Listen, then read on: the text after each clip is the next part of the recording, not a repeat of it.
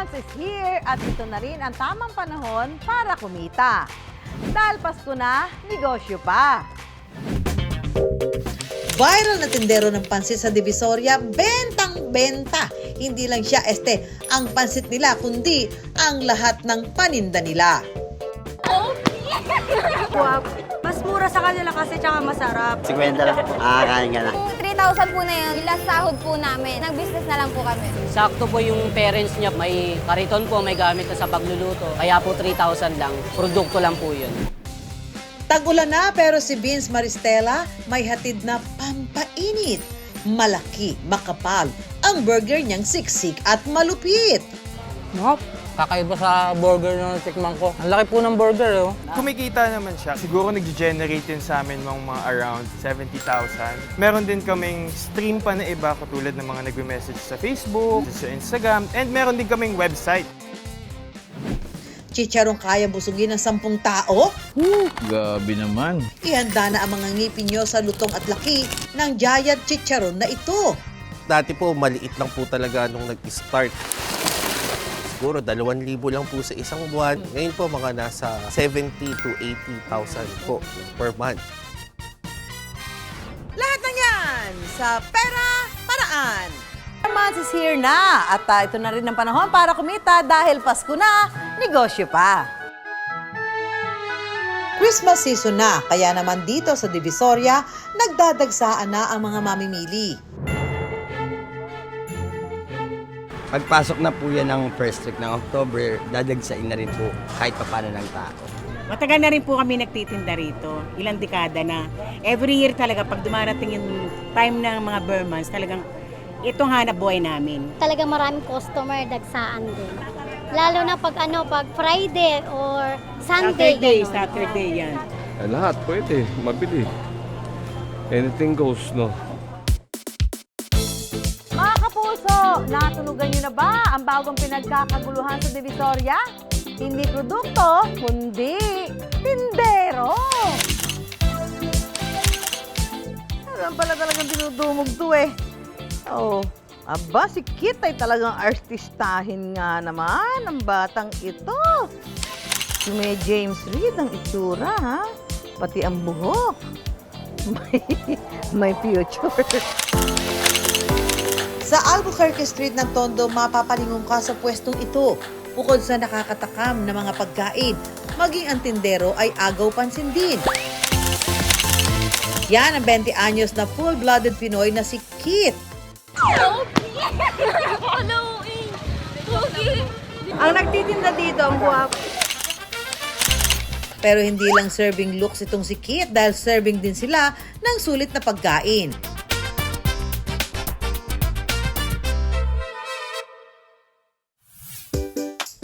Present ang dalawang klase ng customers dito. Nariyan ang mga hanap ay laman tiyan at nariyan din ang mga huma-hashtag for the gram. Sarap nito, pansit, oh. Pogi ni Kuya. Pero hindi naman daw lahat ng customer gustong masilayan lang si Kit. Mas mura sa kanila kasi tsaka masarap. Katulad ko, ano lang, 70, 2 itlog lang to. Palagi na lang ako bumibili dito kasi mamura. Tapos masarap yung ulam nila. 50 lang po. Kain ka na. Ikaw bumibili kapag tagang budget. Sa pagsaset up pa lang, talagang may mga nakaabang na sa kanilang bestseller na pansit. Kaya paglabas nito, abay nauubos na in less than 30 minutes. Kaya't swerte raw kung maabutan ang pansit. Bonus pa kung ang mag-aabot ay si Kit. Pati ang mata ay talaga namang mabubusog.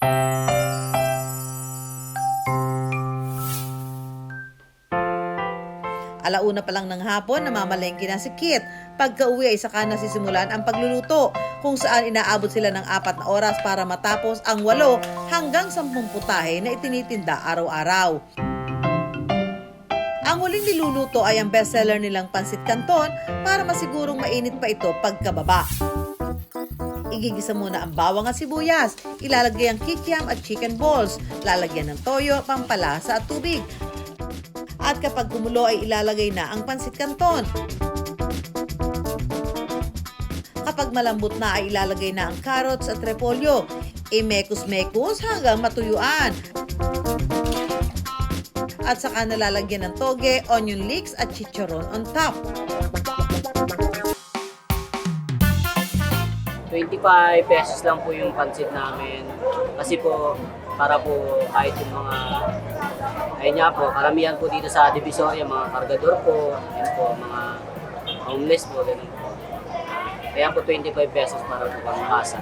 Gulay po namin is 35, tofu, tausi tofu 35, and omelette 35, and ensalada po tawag namin dito 35 din po, and scrambled egg. Ito po 30 pesos, flying fish na may sarsa ng sweet and sour po. Mura pa. Kaya naman sa Kalaunan ay napansin na ng iba't ibang vlogger si Kit. Bossing! Yes po. Ay, ang gwapo mo po. Ay, thank you po. Kitang-kita sa mga video ang kasipagan ng binata. Masarap talaga yung pancit niya. Dagdag pogi points talaga kapag may sipag at pangarap sa buhay, no? Kaya naman ang tanong ng madla, single ba itong si Kate? Sana single daw, sabi niya. Uy, magagalit mo. Pasensyahan na lang ho sa mga manonood ha. Dahil itong si Kit nag-DTR o define the relationship na sa kanyang girlfriend of 3 years na si Sam. At ang totoo niyan, magkasosyo sila sa negosyo. High school pa lang po, nakikita ko na po siya, gano'n. Tapos nung grade 9 po, doon na po ako nagpapansin sa kanya. Ayun po, niligawan ko na po siya, hanggang, ayun po, napasagot ko po. Masipag talaga siya, and madiskarte siya. Sabay silang nagtrabaho sa isang kantin noong high school pa lang sila. Wala po akong inaasahang parents ko eh.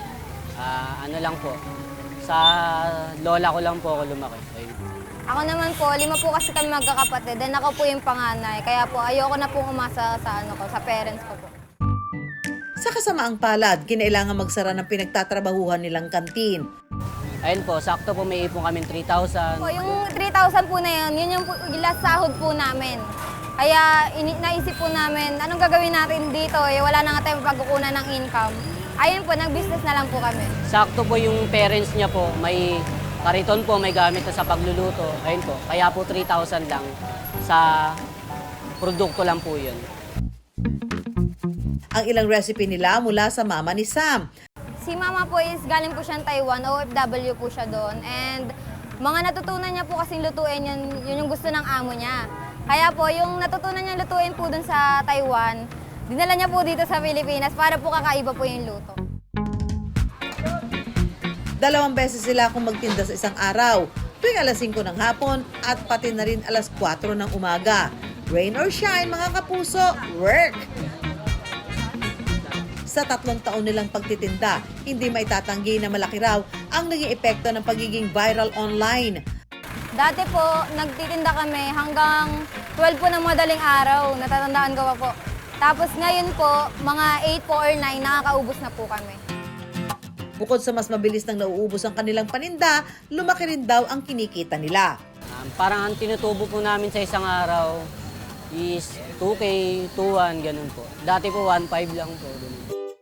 Kakagraduate lang ni Kit at Sam sa senior high nitong Hulyo. At sa susunod na school year, balak na raw nilang magpatuloy sa kolehiyo. Sa katunayan, yun nga ang pinag-iipunan nila sa ngayon. Ako po, ang plano ko pong course na i-take is tourism po. Ako naman po is criminology po. Sa murang edad ay kitang-kita na ang diskarte ni Kit at Sam para sa kanilang mga pangarap. Patunay lang na ang henerasyon nila serving din sa usapang pagsusumikap at para-paraan. Very juicy, very crispy at very malaki. Tumanda ng matakam.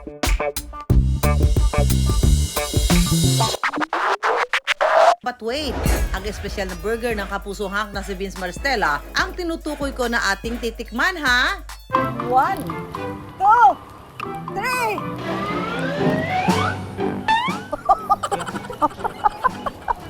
Ang langan-langan naman yan. Alam mo, malalakdi ako dito talaga eh.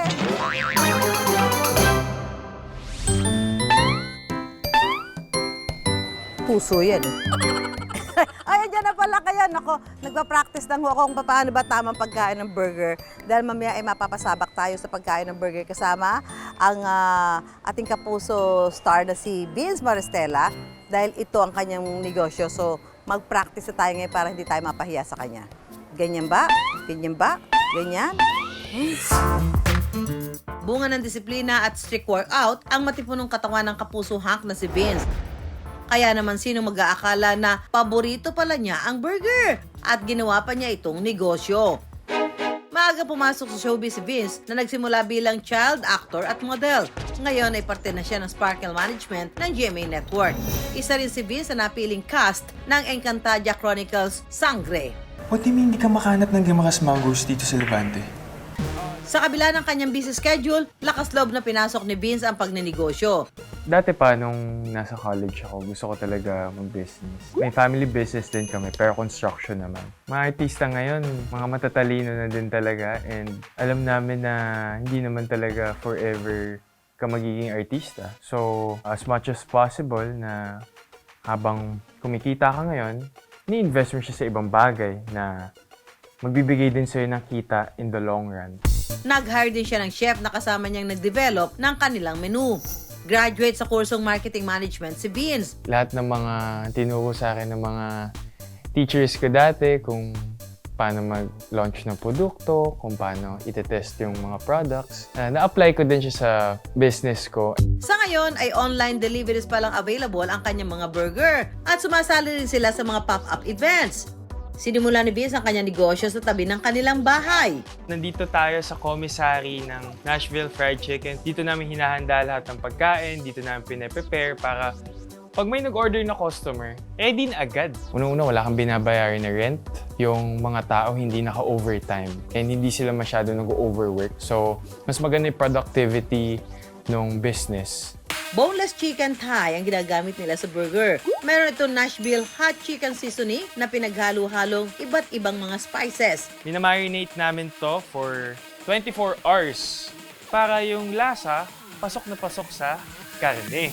Ilulubog ito sa butter mixture at babalutan ng harinang may pampalasa. Piprituhin sa loob ng 5 minuto, saka hahanguin. Muli itong ilulublob sa mainit na mantika sa loob ng 2 minuto para makuha ang tamang lutong. Classic Nashville ang kanilang bestseller. Meron itong pickles, chicken thigh na pinahiran ng Nashville sauce, coleslaw at mayo dressing. May 3 pa silang ibang flavors, ang umami bomb,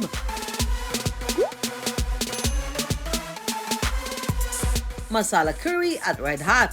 Meron din silang truffle fries, poppers, at mac and cheese. Hi, Vince! Hello, Miss Susan! Busy-busy ka, di ba? Oo, busy. Aba, magmapapaburger ka raw? Oo naman, Miss Susan. Ano ba gusto mo tikman? Bay, kahit ano, ito, kasi balita ko, itong business mo. Oo, business ko, Miss Susan. Busy-busy ka na, doon ka sa Encantadia, di ba? Oo. O, paano mo mapapagsabay yun? May nag-business ka, tapos meron ka pa Encantadia. Siguro tamang disiplina lang talaga. Oras. And oras, time management. Doon sa Encantadia, di ba may mga brilyante doon? At kung bibigyan ka ng pagkakataon na mga laga ng isa sa mga brilyante doon, alin brilyante? Siguro tubig, Miss Susan. Bakit tubig? Kasi di ba sabi nila kapag nilagay mo yung tubig sa, kunwari, sa baso, nag-iiba yung form niya. Ganun. So, ibig sabihin na may adaptability. Ikaw, Miss Susan, kung bibigyan ka ng pagkakataon, anong brilyante? Yung hawak ko na. Sige, ako na lang din. Ganyan lang. Ako naniniwala ako na hands-on si Vince. Alam mo kung bakit? Kasi talaga Sige, Miss Susan, papatikim ko sa'yo yung bestseller namin. Wow! Ito kasi mahilig ka din sa burger. Yes, mahilig talaga ako sa burger. Specifically, Miss Susan, itong kinakain ko, mahilig talaga ako dito. Yan! Sa spicy na chicken sandwich. Ang lalaki ng ano mo? Parang ang hirap kagatin. Ang taba! Ano ba yan? Taba-taba naman ng ano.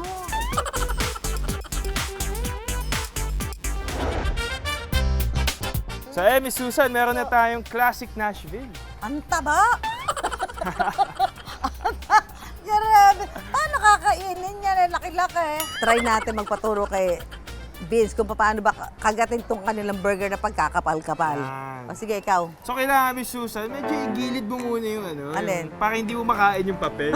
Yan. Hindi, kinakain ko talaga papel. O, Tapos, bago ako kumain, dapat inaamoy mo muna. Diba?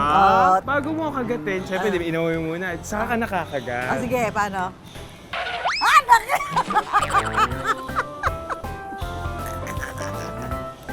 Ang langan-langan naman na. Malalakjo ako dito talaga eh.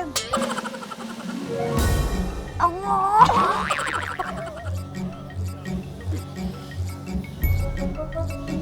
nahihilo ko. Masarap nga. Kaso nga lang ang taba-taba ng burger mo, laki-laki ng laman. Ipinatikim na rin ni Vince ang kanyang burger sa mga nasa palengke. Pwede mo ba itong tikman?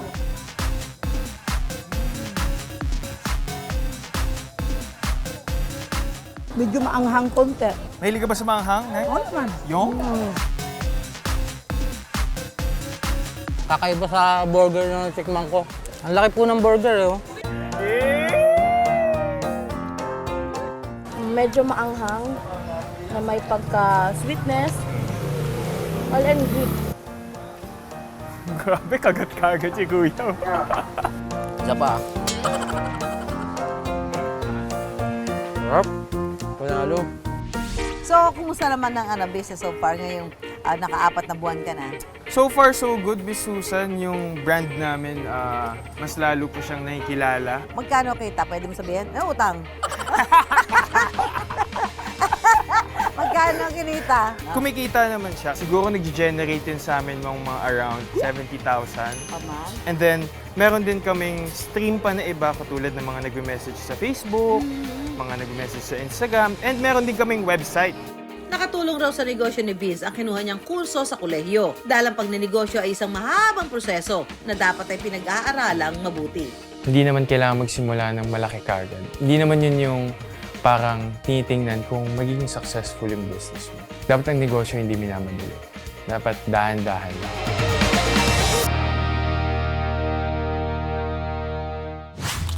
Chicharito, chicharon. Ang paboritong chicha ng Pinoy, chicharon. Sawa ka na ba sa maliit? Dito hindi ka na mabibitin sa giant chicharon na ito. At ang perfect pa dito, hindi suka ang sausawan nito ha, kundi tsokolate. You heard it right. Tsokolate ang sausawan. Para sa mga food vlogger, pasado raw ang tambalang ito. Grabe naman. Try and try until you succeed. Yan yata ang motto sa buhay ng 44 years old na si Joseph. Paano ba naman? Pampitong negosyo na raw niya ito. Well, I was doing farm business. I also have like a taxi service. I have some manufacturing din. Nagkaroon din ako ng resto bar, canteen, and many more. Lahat yun nag-fail. All of the other businesses failed. Hindi sumuko si Joseph at muling nangutang ng 20,000 pesos para sa bagong ideyang negosyo. Naisipan niya magbenta ng chicharon with chocolate dip. For real? Binabash ako minsan, sasabihin, iyo, parang nakakadiri naman yan. No, pero syempre, sa social media, hindi mo pa naman syempre natitikman. Nahuhusgahan ka na kaagad by the looks of it. Wala pa talagang gumagawa nung ganito, yung sa chocolate dip. No? Kasi halos lahat nasa suka. Ang dami ding parang hindi matanggap kung ano yung meron dun sa chocolate dip. Pero hindi raw pakululang ang chocolate dip para mag-viral. The recipe actually came from my lola. Ito nga, yung may chocolate dip. Matagal niya nang ginagawa. 1970s pa raw ang recipe na ito na muli lang niyang binigyang buhay. Nung mga bata kami, parang pinipilit kami na kumain ng chicharon pero ayaw namin. Pero dahil nga yun, nilagyan niyo ng chocolate dip, so nagustuhan namin lahat. It was a special treat for us, yes. Sa pagluluto ng chicharon, hihiwain muna ang balat ng baboy. Lagi sariwa raw ang baboy na kanilang niluluto. Ang malaking hiwa na ito para raw sa kanilang giant chicharon. Bali, ito yung tinatawag natin na back fat, no, ng baboy. So, approximately mga nasa 3 feet. Ang balat ng baboy iluluto muna sa mantika sa mahinang apoy. Hawa natin is charcoal-based. So, ibig sabihin, hindi siya basta metal para hindi dumidikit yung metal mismo doon sa ating mga hilaw na chicharon. May sikretong pampalasa rin daw ang mantika. Kapag luto na, patutuyuin ito sa loob ng 3 araw. Ito ngayon yung pre-cook na tinatawag natin. I-stay natin siya dito ng about 3 days para mapatulong muna natin yung oil at hindi siya maging masyadong maanta kapag niluto. Ang pinatuyong balat ng baboy, babanlian muna ng mainit na mantika at saka ililipat sa mas mainit na mantika para paputukin. Sa paraang ito, pantay raw ang pagkaluto at pag-alsa ng bawat chicharon. Ilalagay na natin siya dito sa bilao para patuluin natin yung mga mantika. Titimplahan din ito ng pampalasa. So ito naman yung giant chicharon natin na pre-cook. Parehong proseso rin para sa giant chicharon. Pero kailangan dito ng 2 tao para masigurong aalsa ng maayos at hindi kukulubot. Sa laki ng chicharon ito, kaya raw nitong busugin ang hanggang 10 tao.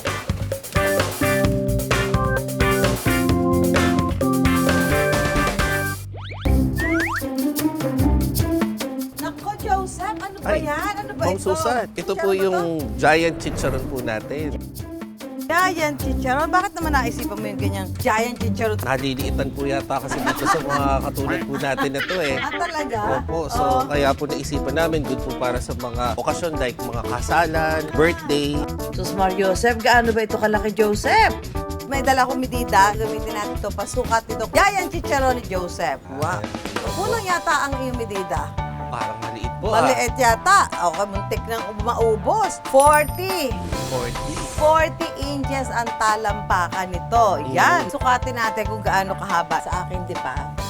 Sa dipa ko, konti na lang yung sumubra. Konti na lang po. Konti na lang sumubra sa dipa ko. Si Traita, sino lalaban dyan? Si Marcos Laob. Ha? Ano? Kakasa kayo? So, unang malalasahan yung tsokolate. Magkakaroon ng unti-unting alat. Dahil yun na yung chicharon. Okay naman yung lasa niya. Hindi siya, parang iniisip niyo weird. No, it's not weird. Hindi siya weird at all. Dahil masarap naman yung lasa niya. Yung combination ng tsokolate at chicharon. Parang magka-rhyme. Choco-chicha. Choco-chicha. Tama ho ang combination ng tsokolate at chicharon. Sige na, subukan kayo. Malaki pa. Tutulungan ko po kayo, mukhang marami po ito eh. Ang dami to. Ano naman kaya ang say ng masa? Masarap, malutong, tapos creamy. Pantay yung lasa nila dalawa. Sarap. Malalasahan mo talaga yung chocolate, tapos yung chicharon. Panalo. Para po yung inala ko, masarap siya. Sa kwento ni Joseph, sabi niya, marami na siyang nasubukang negosyo.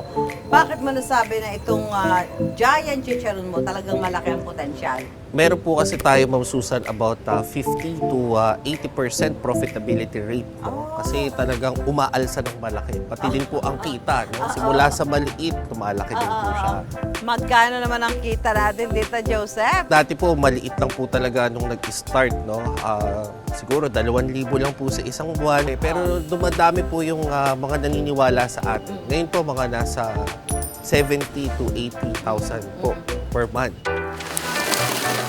Dahil patuloy na nakikilala ang chicharon ni Joseph, meron na siya ngayon 20 katulong sa negosyo. Nakabili na siya ng sasakyan at may hinuhulugang bahay.